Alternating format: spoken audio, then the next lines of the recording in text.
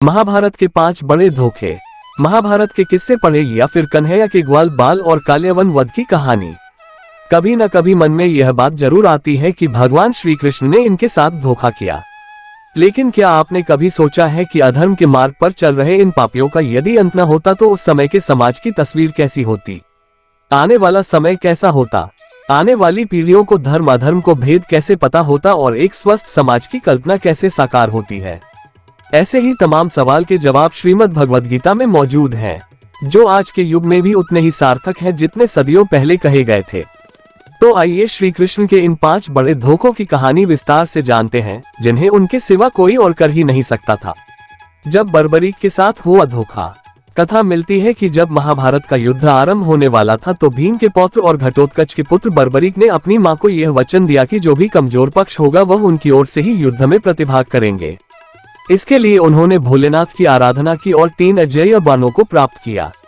उधर श्री कृष्ण को इस बात का पता चला तो ब्राह्मण वेश में बर्बरीक के पास पहुंचे और उनका मखौल उड़ाया कि महज 3 बाण के आधार पर वह महाभारत जैसा युद्ध कैसे जीत सकते हैं। तब बर्बरीक ने उन्हें अपने बाणों के बारे में बताया। इस पर श्री कृष्ण ने कहा कि यदि उनके बाण अजेय हैं तो वह पीपल के पत्तों में छेद करके दिखाएं।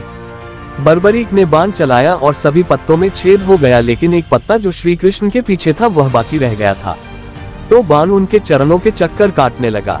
श्री कृष्ण ने बर्बरीक से दान में मांगा उसका सिर। इसके बाद श्री कृष्ण ने बर्बरीक से दान में उसका सिर मांग लिया। इस दान को सुनते ही वह समझ गया कि यह जो सामने है वह ब्राह्मण नहीं हो सकते। तो बर्बरीक ने उनसे पूछा वह कौन है और श्री कृष्ण ने उन्हें सब सच बताकर अपने विराट रूप के दर्शन कराए। इसके बाद बर्बरीक ने अपने सिर का दान तो कर दिया, लेकिन महाभारत युद्ध देखने की इच्छा जाहिर की। इस पर कृष्ण ने बर्बरीक की महाभारत युद्ध को देखने की इच्छा पूर्ति के लिए उस पर अमृत का छिड़काव करके एक पहाड़ी पर उसका सिर रख दिया ताकि वह पूरा महाभारत का युद्ध देख सके। ये घटना जिस जगह पर हुई वह वर्तमान में हरियाणा के हिसार जिले में है। महाभारत के अनुसार जब कर्ण और अर्जुन का युद्ध चल रहा था तब संग्राम में कर्ण ने अपने बाणों से शत्रु पक्ष के बहुत से वीरों का संहार कर डाला। 17वें दिन से पहले तक कर्ण का युद्ध अर्जुन के अतिरिक्त सभी पांडवों से हुआ। उसने महाबली भीम सहित पांडवों को एक एक करके परास्त कर दिया, लेकिन माता कुंती को दिए वचनानुसार उसने किसी भी पांडव की हत्या नहीं की। 17वें दिन के युद्ध में जब कर्ण और अर्जुन आमने सामने थे, युद्ध में कर्ण द्वारा अर्जुन का सिर धड़ से अलग करने के लिए नागास्त्र का प्रयोग किया गया, लेकिन श्री कृष्ण द्वारा सही समय पर रथ को भूमि में थोड़ा सा धंसा लिया गया। इससे अर्जुन बच गया। इससे नागास्त्र अर्जुन के सिर के ठीक ऊपर से उसके मुकुट को छेदता हुआ निकल गया। श्री कृष्ण ने कही अर्जुन से यह बात। नागास्त्र पर उपस्थित अश्वसेना नाग ने कर्ण से निवेदन किया कि वह उस अस्त्र का दोबारा प्रयोग करे ताकि इस बार वह अर्जुन के शरीर को बेधता हुआ निकल जाए। लेकिन कर्ण ने माता कुंती को दिए वचन का पालन करते हुए उस अस्त्र के पुनः प्रयोग से इनकार कर दिया। इसके बाद युद्ध चल ही रहा था कि कर्ण के रथ का एक पहिया धरती में धंस गया।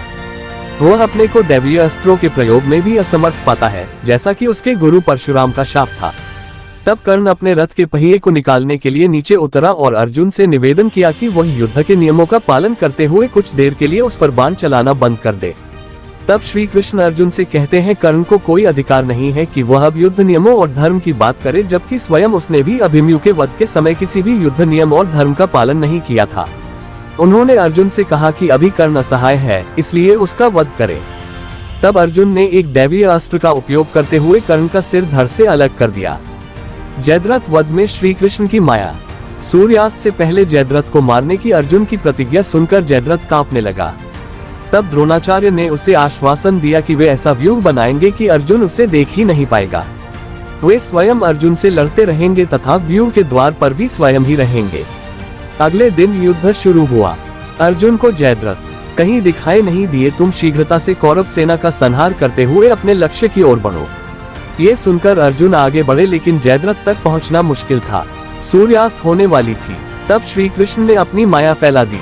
इसके फलस्वरूप सूर्य बादलों में छिप गया और शाम का भ्रम उत्पन्न हो गया। अर्जुन को आत्मदाह करते देखने के लिए जयद्रथ कौरव सेना के आगे आकर अट्टहास करने लगा।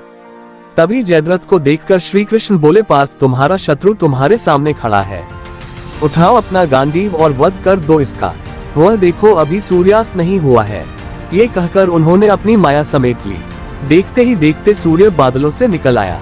सबकी दृष्टि आसमान की ओर उठ गई। सूर्य अभी भी चमक रहा था।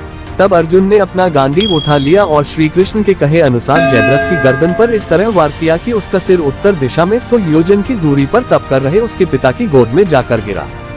जयद्रथ का पिता चौंक कर उठा तो उसकी गोद में से सिर जमीन पर गिर गया। सिर के जमीन पर गिरते ही उनके सिर के भी 100 टुकड़े हो गए।